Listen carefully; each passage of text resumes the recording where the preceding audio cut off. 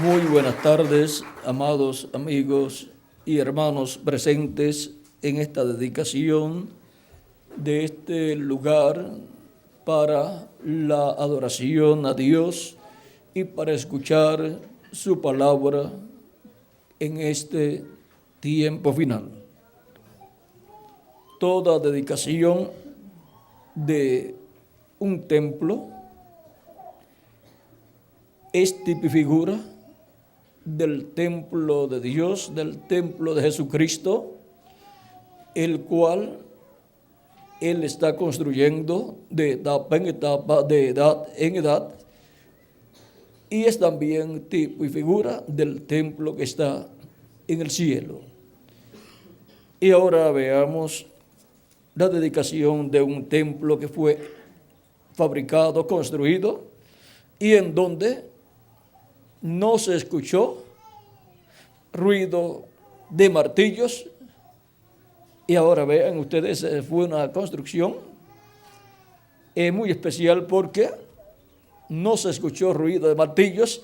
Y decirle a un grupo de personas que construyan un templo y que no se escuche ruido de martillos, le dicen así, dicen, no, ustedes están buscando a unos contratistas raros, diferentes a nosotros, por lo tanto nosotros usamos martillos, usamos clavos, usamos serrucho, usamos todas estas herramientas y hacen bastante ruido. Así es que no tenían esa clase de carpinteros allí, carpinteros que no hacían ruido con martillos ni cosas así.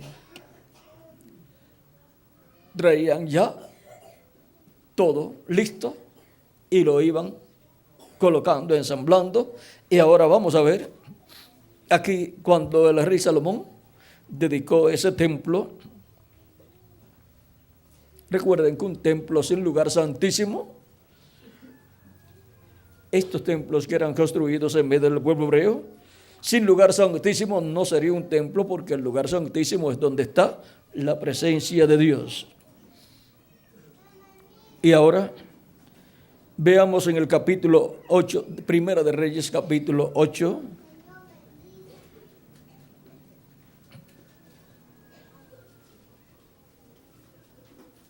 Verso 1 en adelante dice: entonces Salomón reunió ante sí en Jerusalén a los ancianos de Israel, a todos los jefes de las tribus y a los principales de las familias de los hijos de Israel, para traer el arca del pacto de Jehová de la ciudad de David, la cual es Sión. Y se reunieron con el rey Salomón todos los varones de Israel en el mes de Etanín, que es el mes séptimo, en el día de la fiesta solemne. Y vinieron todos los ancianos de Israel, y los sacerdotes tomaron el arca y llevaron el arca de Jehová y el tabernáculo de reunión y todos los utensilios sagrados que estaban en el tabernáculo, los cuales llevaban los sacerdotes y levitas. Y el rey Salomón y toda la congregación de Israel que se había reunido con él estaban con él delante del arca, sacrificando ovejas y bueyes que por la multitud no se podían contar ni numerar. Y los sacerdotes metieron el arca del pacto de Jehová en su lugar, en el lugar o en el santuario de la casa, en el lugar santísimo, debajo de las alas de los querubines. O sea, debajo de las alas de los querubines de madera de olivo que Salomón había construido, los cuales fueron cubiertos con oro. Eran unos querubines gigantes que fueron colocados en el lugar santísimo, uno a cada lado, y el arca fue colocada en el centro. Porque los querubines tenían extendidas las alas sobre el lugar del arca, y así cubrían los querubines el arca y sus varas por encima. Y sacaron las varas de manera que sus extremos se dejaban ver desde el lugar santo que está delante del lugar santísimo, pero no se dejaban ver desde más afuera, y así quedaron hasta hoy. En el arca ninguna cosa había sino las dos tablas de piedra que allí había puesto Moisés en Horeb, donde Jehová hizo pacto con los hijos de Israel cuando salieron de la tierra de Egipto. Y cuando los sacerdotes salieron del santuario, la nube llenó la casa de Jehová, y los sacerdotes no pudieron permanecer para ministrar por causa de la nube, porque la gloria de Jehová había llenado la casa de Jehová. Que Dios bendiga nuestras almas con su palabra y nos permita entenderla. Nuestro tema es la dedicación del templo por Salomón, el hijo de David. Pueden tomar asiento si tienen la bondad.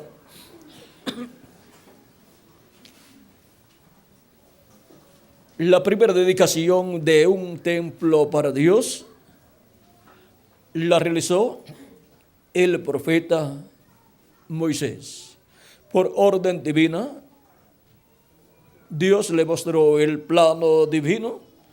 O sea que Moisés vio el templo del cielo y Dios le mostró cómo construir en la tierra un templo que tipificara el templo del cielo.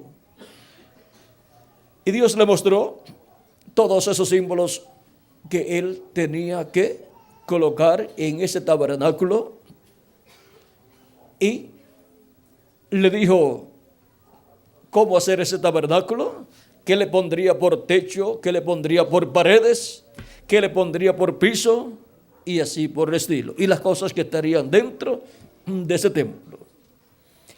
Y luego el mismo Moisés ofreció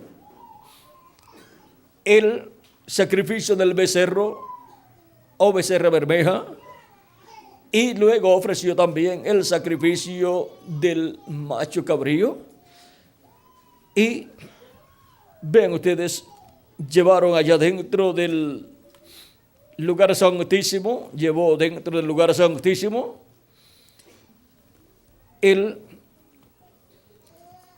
la sangre del macho cabrío. Veamos Hebreos capítulo 9. Nos dice, ahora así fue bajo el primer pacto, dice, capítulo 9, verso 16 en adelante, dice, porque donde hay testamento es necesario que intervenga muerte del testador, porque el testamento con la muerte se confirma, pues no es válido entre tanto que el testador vive, de donde ni aún el primer pacto fue instituido sin sangre, porque habiendo anunciado Moisés todos los mandamientos de la ley a todo el pueblo, tomó la sangre de los becerros y de los machos cabríos con agua, lana escarlata y hisopo, y roció el mismo libro y también a todo el pueblo, diciendo, esta es la sangre del pacto que Dios os ha mandado. Y además de esto, roció también con la sangre el tabernáculo y todos los vasos del ministerio. Y casi todo es purificado según la ley, con sangre, y sin derramamiento de sangre no se hace remisión. Fue pues necesario que las figuras de las cosas celestiales fuesen purificadas así. O sea que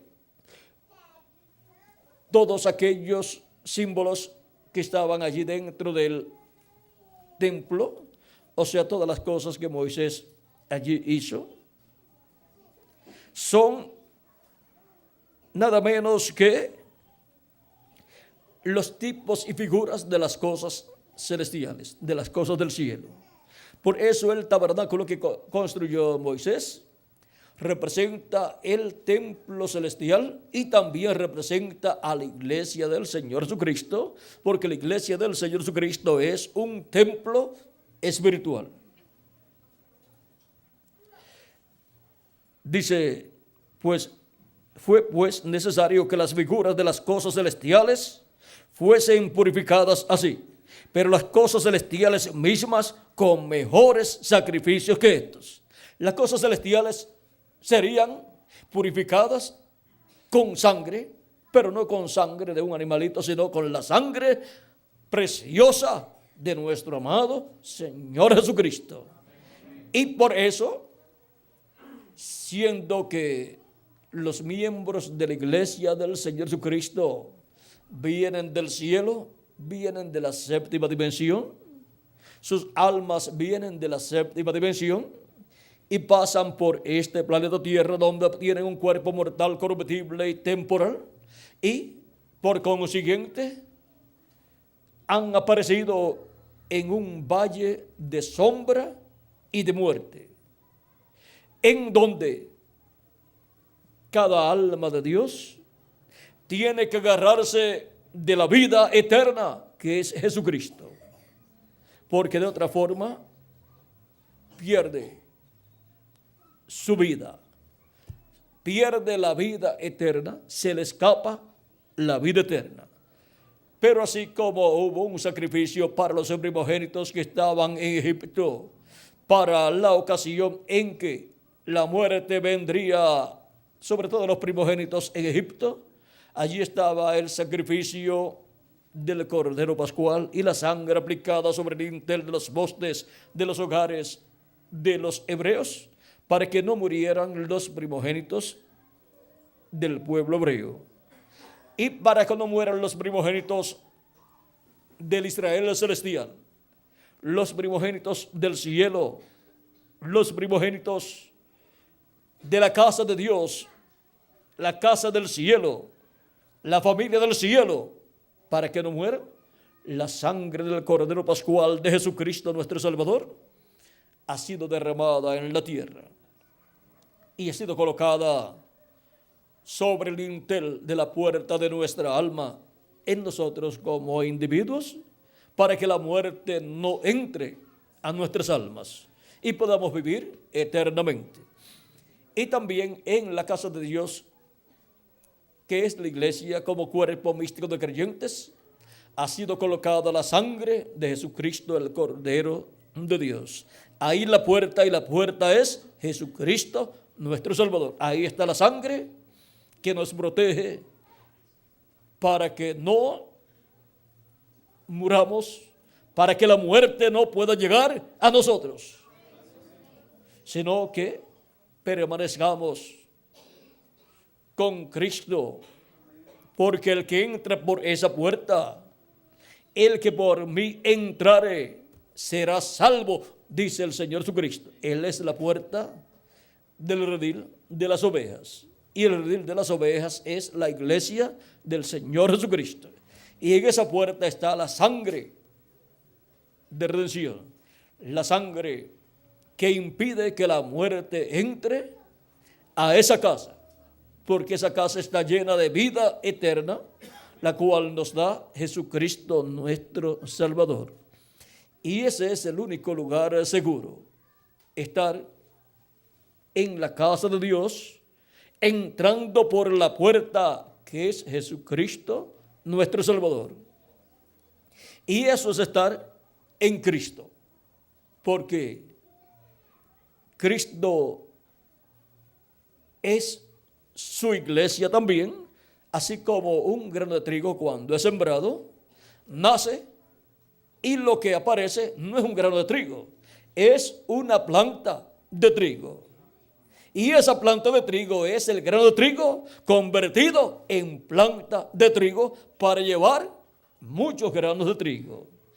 Y Cristo, al morir en la cruz del Calvario, resucitar y ascender al cielo, ahora la iglesia del Señor Jesucristo es su cuerpo místico de creyentes, donde Él está para reproducirse en muchos granos de trigo, en muchos hijos e hijas de Dios. Siendo Él el Hijo de Dios, su reproducción es que hijos e hijas de Dios. Y ahora podemos ver que esa casa es la familia de Dios. No es una casa de 4 paredes, sino que es una casa de seres humanos. Es una casa, una familia, una descendencia. La familia de Dios, la descendencia de Dios. ¿Sabían ustedes que Dios tiene descendencia? No tiene ascendencia, pero tiene descendencia. ¿Ven? No tiene ascendencia. Porque a Él no lo hizo otra persona. Pero nosotros somos descendientes suyos. Y ahora vean ustedes, la descendencia de Dios tenía que ser purificada con la sangre del Señor Jesucristo, del sacrificio perfecto, y por eso es que encontramos que Dios en el Antiguo Testamento reflejó en aquellos sacrificios lo que Dios realizaría en la venida del Mesías, en su primera venida, muriendo en la cruz del Calvario. ¿Para qué? Para la purificación con su sangre de todos los hijos e hijas de Dios, de todos los descendientes de Dios. Y ahora vean ustedes, nuestras almas vienen de Dios, pero el cuerpo físico mortal y corruptible que hemos recibido en la tierra ha sido en la permisiva voluntad de Dios obtenido. Y también el espíritu del mundo que recibimos cuando nacimos por medio de nuestros padres. Y por eso la persona necesita un nuevo nacimiento. Por lo tanto, el alma de la persona necesita nacer de nuevo, en donde obtiene un cuerpo teofánico de la sexta dimensión. Al recibir a Cristo como su Salvador, lavar sus pecados en la sangre de Cristo y recibir su Espíritu Santo. Y así la persona es purificada por la sangre de nuestro amado Señor Jesucristo. Y vean cómo lo que hizo Moisés allá en el templo, al esparcir la sangre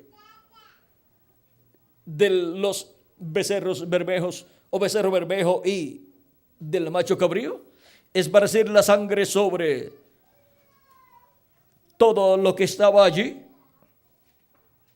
Pues dice, además de esto, dice, tomó la sangre de los becerros y de los machos cabríos con agua, lana escarlata y hisopo, y roció el mismo libro, y también a todo el pueblo, diciendo, esta es la sangre del pacto que Dios os ha mandado.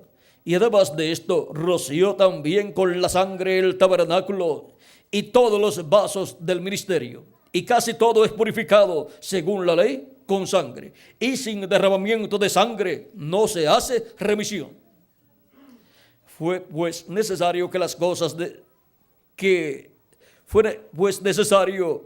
las figuras de las cosas celestiales, o sea, lo que tipificaba las cosas celestiales eran las cosas que estaban en el templo o tabernáculo que construyó Moisés, y aún el mismo templo. Pero las cosas celestiales mismas con mejores sacrificios que estos. Porque no entró Cristo en el santuario hecho de mano, figura del verdadero, sino que en el mismo cielo, para presentarse ahora por nosotros ante Dios. Pues Cristo es el sumo sacerdote.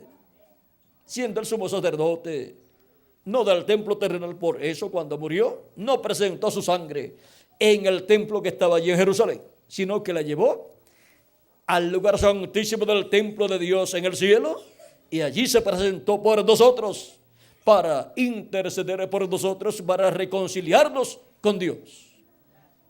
O sea que el ser humano sin Cristo está perdido. Sin Cristo, el ser humano no puede vivir eternamente. Solamente vive una temporada de tiempo aquí en la tierra y después será juzgado. Y miren lo que sucederá.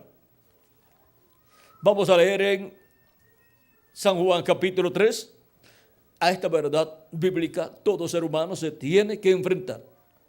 Y el que no lo haga estando viviendo en la tierra, después tendrá que enfrentarse a las consecuencias por no haberse enfrentado mientras vivió en la tierra. Dice capítulo 3 de San Juan, verso 14 en adelante: y como Moisés levantó la serpiente en el desierto, así es necesario que el Hijo del Hombre sea levantado. Cuando Moisés levantó la serpiente de bronce en el desierto en una vara, las personas que eran mordidas por serpientes venenosas miraban a esa serpiente de bronce y quedaban libres del efecto del veneno de las serpientes. No morían. Las personas que no miraban, morían. ¿Por qué? Porque aquella serpiente de bronce representa el pecado ya juzgado. Y si ya estaba juzgado, pues la persona no tenía que morir por su pecado. Por lo tanto, el veneno de las serpientes que mordían a las personas era anulado. Y ahora, aquella serpiente de bronce representa a Cristo siendo levantado en la cruz del Calvario para que toda persona que mira a Jesucristo y lo recibe como su Salvador, el veneno del pecado sea quitado, sea anulado y podamos vivir eternamente. Para que así no muramos, no tengamos que morir, sino que podamos vivir eternamente. Pero las personas que no miran a esa serpiente de bronce, allí en el Antiguo Testamento, tenían que morir. Las personas que eran picadas o mordidas por esas serpientes venenosas. Y recuerden que en el huerto del Edén, la serpiente antigua, la serpiente allá, mordió la raza humana con el pecado. El veneno del pecado lo introdujo en la raza humana. Y esa es la causa de la muerte del ser humano. Tanto de la muerte física como de la muerte espiritual. Y ahora, para que el ser humano no muera eternamente, sino que pueda vivir eternamente, hay que colocar nuestra vista, nuestra mirada a Cristo, a Jesucristo crucificado, y recibirlo como nuestro Salvador, como el sacrificio por el pecado, para que quede anulado el veneno del pecado que introdujo la serpiente allá en el huerto del Edén. Ven, no hay otra salida para el ser humano. Hay personas muy sabias en la tierra que piensan que por su sabiduría y porque han obtenido grandes grados o doctorados o son científicos, creen que tienen algo importante, pero no. Se tiene algo importante cuando la persona ha recibido a Cristo como su Salvador. Eso es lo más importante que usted obtiene, porque usted está recibiendo vida eterna y está siendo anulado el veneno del pecado que introdujo la serpiente allá en el huerto del Edén. Pero vean, ningún ser humano por su propia sabiduría o por su propio dinero puede obtener vida eterna. Ninguna persona puede anular el veneno del pecado introducido allá en el huerto del Edén, en la raza humana. Solamente mirando a Jesucristo, nuestro Salvador, recibiéndolo como nuestro Salvador, es que queda anulado el veneno del pecado y queda anulada la muerte. Por lo tanto, podremos vivir eternamente con Jesucristo. Aunque nuestro cuerpo físico se muera, no hay ningún problema. Cristo ha prometido en el capítulo 6, luego continuaremos con el capítulo 5, capítulo 6 de San Juan, verso 39 al 40. Y esta es la voluntad del Padre, el que me envió, que de todo lo que me diere no pierda yo nada, sino que lo resucite en el día postrero. ¿Ve? Hay una resurrección para todos los que el Padre le ha dado a Jesús, para que reciban salvación. Y ahora, vean lo que a continuación dice: y esta es la voluntad del que me ha enviado, que todo aquel que vea al Hijo y cree en Él, tenga vida eterna, y yo le resucitaré en el día postrero. O sea, en el séptimo milenio, Él le resucitará. Y ahora continuemos leyendo aquí. En el mismo capítulo 3 que estamos leyendo anteriormente, verso 15 a continuación, el verso 15 dice, para que todo aquel que en él cree no se pierda, mas tenga vida eterna. La única forma o única manera de evitar que nuestra alma se pierda es ¿cuál? Mirando a Jesucristo y su sacrificio en la cruz del Calvario y recibiéndolo como nuestro Salvador y lavando nuestros pecados en su sangre y recibiendo su Espíritu. Y así obteniendo el nuevo nacimiento, porque el que no nazca de nuevo no puede ver el reino de los cielos o reino de Dios. El que no nazca del agua y del Espíritu no puede entrar en el reino de Dios. Ahora, no hay otra salida para el ser humano. La única salida es mirando a Jesucristo como nuestro Salvador, recibiéndolo como nuestro Salvador, lavando nuestros pecados en su sangre y recibiendo su Espíritu Santo. Y una persona que lo ha recibido, sea hombre o mujer, es una persona sabia. Tiene más sabiduría que cualquier persona que tenga los doctorados más grandes que pueda tener un ser humano y que no haya recibido a Cristo.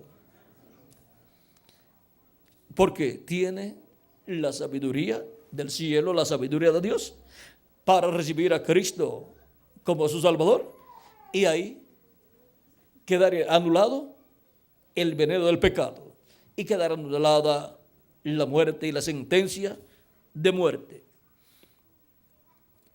Ahora sigue diciendo, leemos de nuevo el verso 15, para que todo aquel que en él cree no se pierda, mas tenga vida eterna. Porque de tal manera amó Dios al mundo que ha dado a su Hijo unigénito, para que todo aquel que en él cree no se pierda, mas tenga vida eterna. Porque no envió Dios a su Hijo al mundo para condenar al mundo, sino para que el mundo sea salvo por él. El que en él cree no es condenado, pero el que no cree ya ha sido condenado porque no ha creído en el nombre del unigénito Hijo de Dios. Y esta es la condenación, que la luz vino al mundo y los hombres amaron más las tinieblas que la luz, porque sus obras eran malas. Porque todo aquel que hace lo malo aborrece la luz y no viene a la luz, para que sus obras no sean reprendidas. Mas el que practica la verdad viene a la luz, para que sea manifiesto que sus obras son hechas en Dios. Ahora vean qué hermoso pasaje, el cual nos revela dónde está la vida eterna y cómo anular el veneno de la muerte para poder vivir eternamente. Recuerden que los creyentes en Jesucristo son el Israel celestial. Siendo el Israel celestial, vean ustedes, hemos estado pasando por las diferentes etapas que pasó el Israel terrenal. Y ahora, el Israel celestial, que es la iglesia del Señor Jesucristo, es un templo espiritual, representado en el templo que construyó Salomón y el tabernáculo que construyó Moisés. Y ahora no tenemos el templo que construyó Salomón, ni tampoco el tabernáculo que construyó Moisés. Pero nos dice la Escritura en Zacarías capítulo 6, verso 12.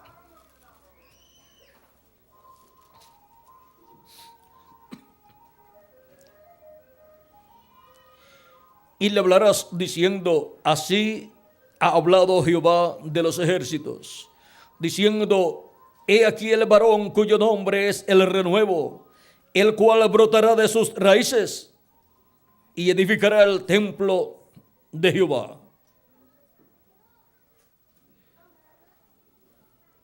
Este varón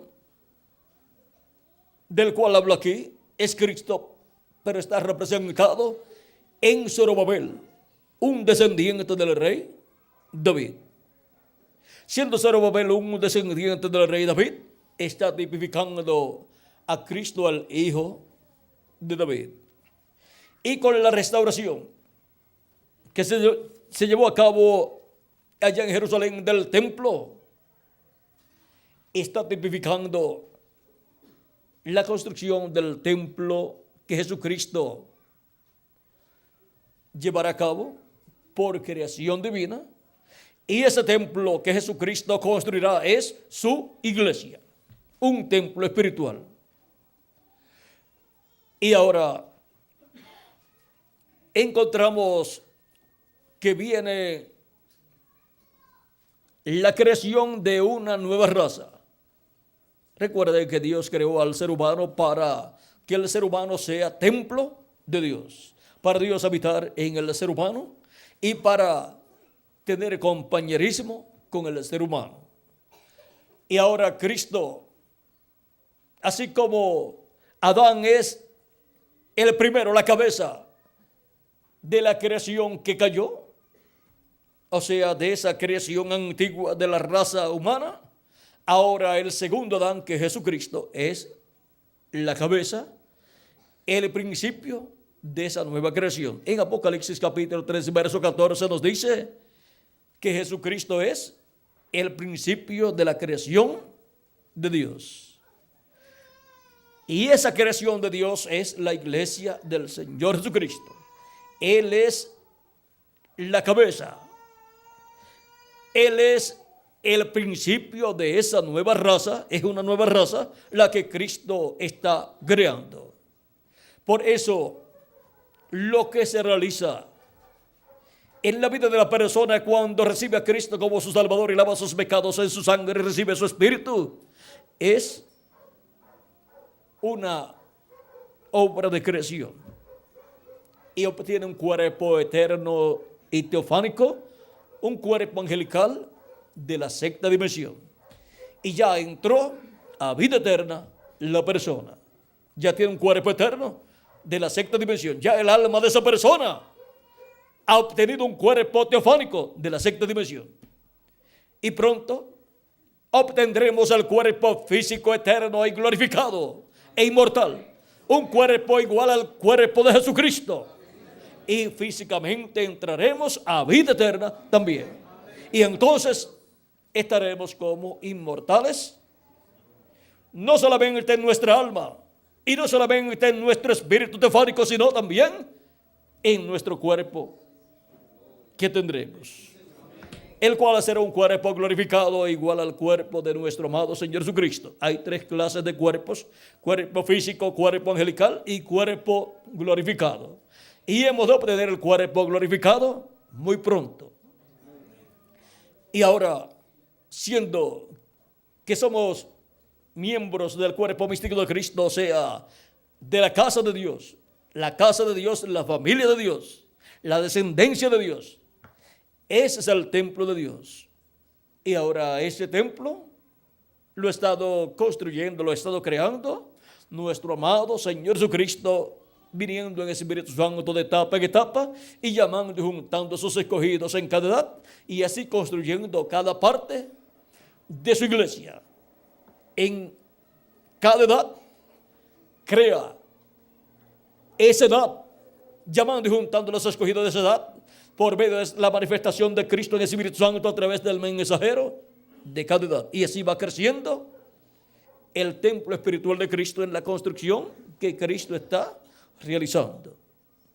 Y tenemos el lugar santo que corresponde a las 7 etapas o edades de la iglesia gentil, con los 7 ángeles mensajeros.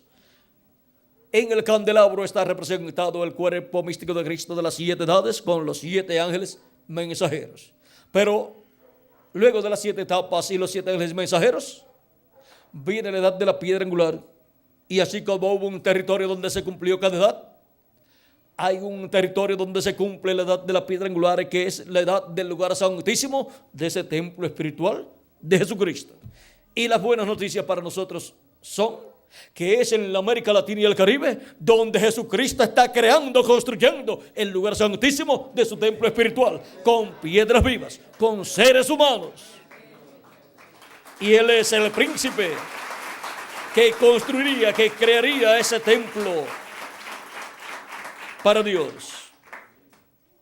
En 1 Pedro capítulo 12, verso 4 en adelante dice: acercándoos a Él, piedra viva, desechada ciertamente por los hombres, mas para Dios escogida y preciosa. Vosotros también, como piedras vivas, sed edificados como casa espiritual y sacerdocio santo, para ofrecer sacrificios espirituales aceptables a Dios por medio de Jesucristo. Por lo cual también contiene la escritura: he aquí pongo en Sión la principal piedra del ángulo, escogida, preciosa, y el que creyere en él no será avergonzado. Para nosotros, o para vosotros, pues, los que creéis, él es precioso. Pero para los que no creen, la piedra que los edificadores desecharon ha venido a ser la cabeza del ángulo, y piedra de tropiezo y roca que hace caer, porque tropiezan en la piedra, porque tropiezan en la palabra, siendo desobedientes, a lo cual también fueron destinados. Mas vosotros sois linaje escogido, real sacerdocio, gente santa, pueblo adquirido por Dios, para que anunciéis las virtudes de aquel que os llamó de las tinieblas a su luz admirable. Ahora miren todo lo que somos delante de Dios y vean para qué hemos sido llamados por Cristo en este tiempo final: para ser parte de la casa de Dios, de esa casa espiritual, de esa familia celestial, la familia de Dios, la descendencia de Dios, la cual es un templo espiritual donde Dios en espíritu se manifiesta. Y esa familia, esa casa está siendo creada de etapa en etapa, y ahora le ha tocado la etapa de la creación de esa casa, la etapa del lugar santísimo. Y el territorio es la América Latina y el Caribe. Por eso está llamando y juntando a sus escogidos latinoamericanos y caribeños en este tiempo final. Y aunque se hayan ido a otras naciones, hasta allá le llega el mensaje. Y cuando se termine la construcción de esa casa, la creación de esa casa, de esa familia celestial, entonces vendrá la dedicación de esa casa.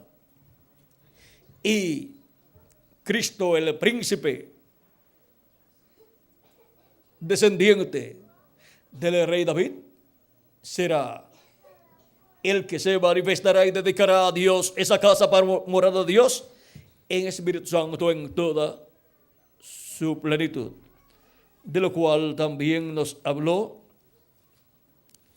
San Pablo en su carta a los Efesios,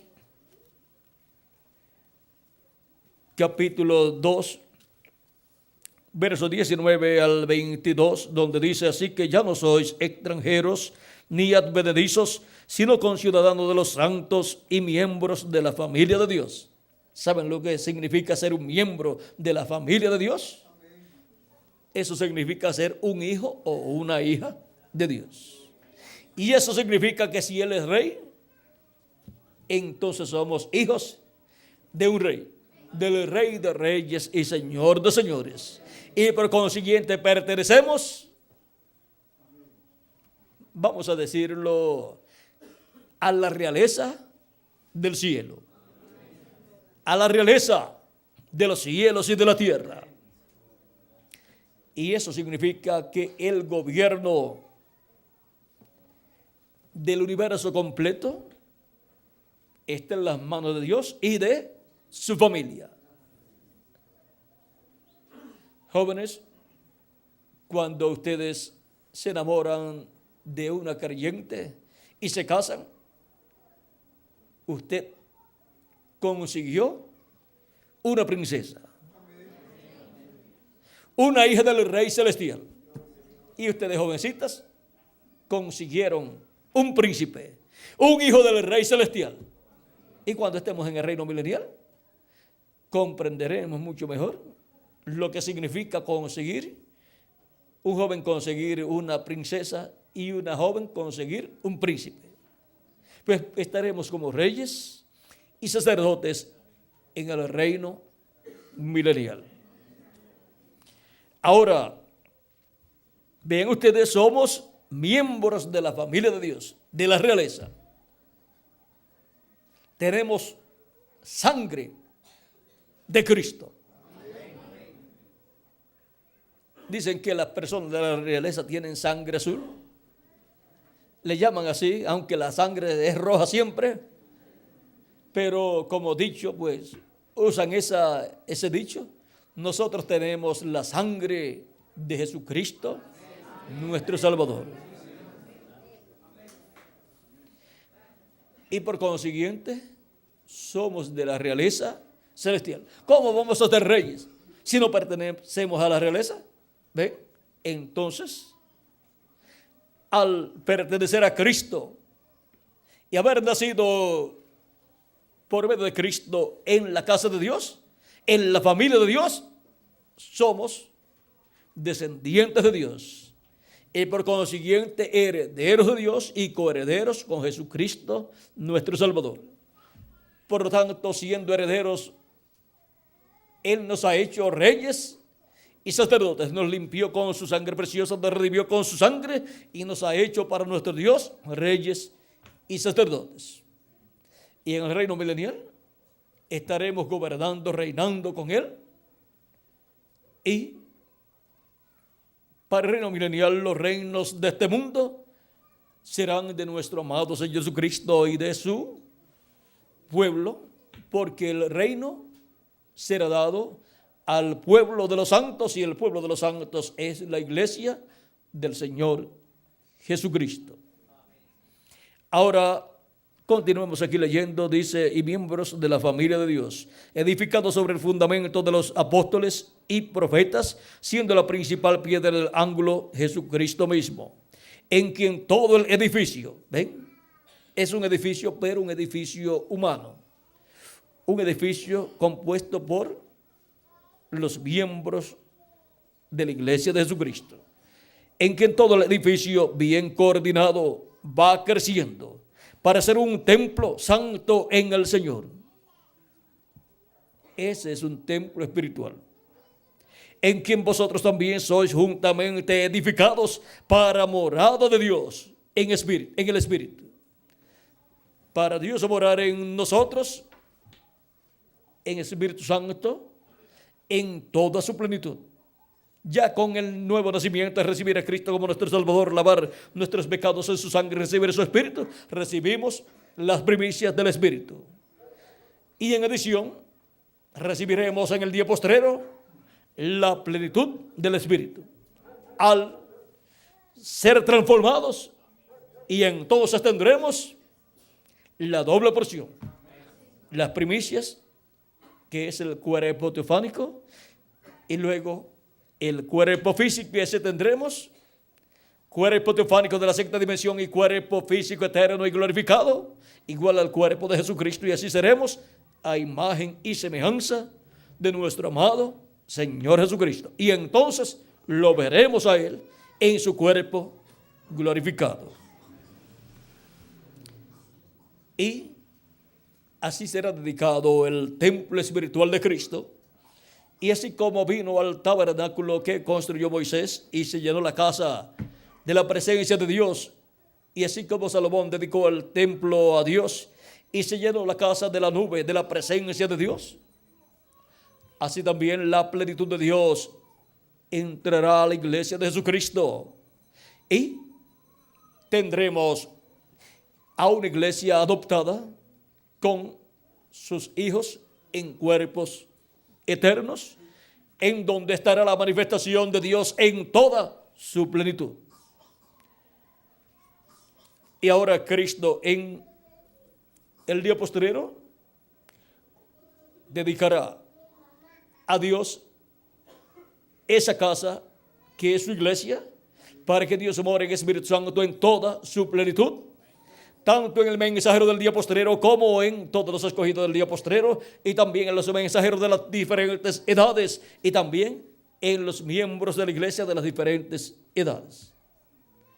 Y así habrá un templo espiritual, una iglesia llena de la plenitud de Dios con cuerpos eternos. Ese es el templo de Dios, el tabernáculo de Dios, en el cual Dios se morará en toda su plenitud. La dedicación del tabernáculo que construyó Moisés, la dedicación del templo que construyó Salomón, y cada dedicación que se hace de un templo está señalando a la dedicación del templo espiritual de Cristo, el cual pronto será dedicado a Dios para morada en Espíritu Santo en toda su plenitud. Pero Cristo está todavía construyendo ese templo y va por el lugar santísimo ya.